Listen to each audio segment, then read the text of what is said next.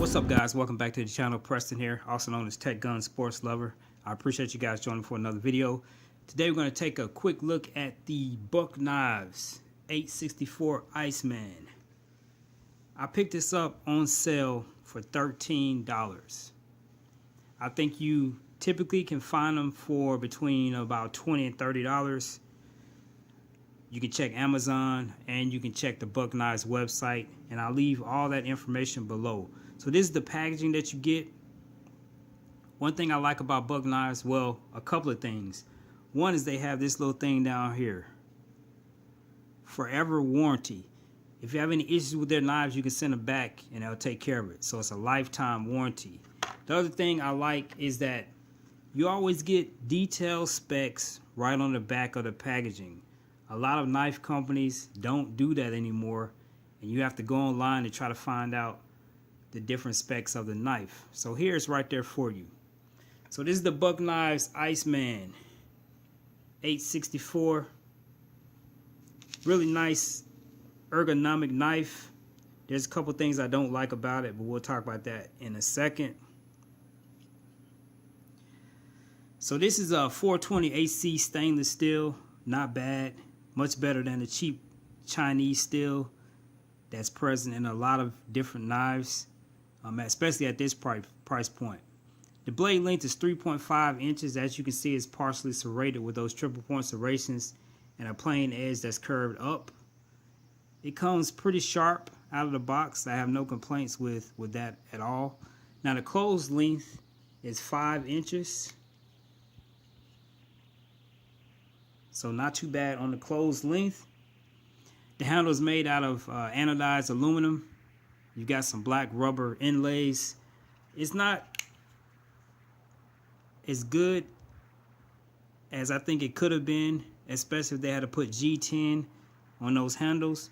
But again, to save money, companies will cut the cost of their material they use to make, to make their handles. The clip is stainless steel and is removable, so you can just pop those 3 little screws out, take the clip off, if you don't want to use it. I'm not sure why people take the clips off, because to me it would be harder to get to your knife. Without a clip, you got to reach in your pocket and try to find it before you can actually deploy it. You do have a small amount of jimping here at the top. Not enough to write home about, and it's not really pronounced. So that's kind of one of the things I don't like about this knife. You do have some additional jimping right here that kind of extends forward. That's not bad. I think it could have been a little bit more aggressive, but at least it's there. Things I like about this knife, one is the size. 3.5 inches is pretty much the sweet spot for me. 5 inches closed, that's pretty good. No complaints at all about that. The sharpness is another thing that I really like about this knife. It is razor sharp out of the packaging. You don't have to mess around trying to sharpen it. You're going to be able to cut through pretty much anything. Obviously, you're not going to do any woodwork or anything like that, but for most of your tasks, this one is going to do fairly well. The other thing I like about it is the price tag. You can't beat it even at the $25 price point. But as I said, I got this on sale for $13. So it was pretty much a steal for me. And lastly, the 428C stainless steel is always better, in my opinion, than the Chinese steel. So it's kind of a step up. Still not high quality steel, but decent enough to get the job done. So I do like that. A couple things I don't like. We already talked about the jimping. The thing that I don't like is the handle material. I think the standard for all knives should be G10, but I do realize G10 is a little bit more expensive than having, rubber grips or grips made out of other materials. So let's check out how fast this thing opens, and I'm going to talk about that really quick before I end the video.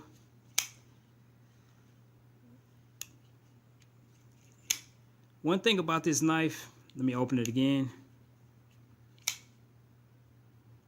One thing about this knife that I've noticed is that it's not very smooth opening. It sticks. So in other words, if I'm opening it, it'll oftentimes stick right here. And as you're opening it, your thumb tends to come down and make contact with the blade because you're thinking that it's going to be faster opening than what it actually is. So just be aware of that.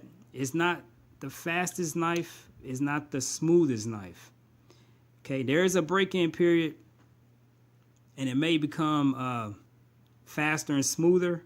You know, as I use it, I could probably oil it up, take it apart, and do some other things. But I think it should be a little bit more smooth and fast, you know, from the factory, essentially. So that's pretty much it, guys. I do recommend this knife. If I was to rate it, scale of 1 to 10, 10 being the best, I'd probably give it a 6. The pricing is good. The blade sharpness is good. The size is good. So definitely the good outweigh the bad. Down below, I'll include the links, guys, to where you can go and check this out. If you guys got any questions, suggestions, comments, let me know below, guys. I'll talk to you soon.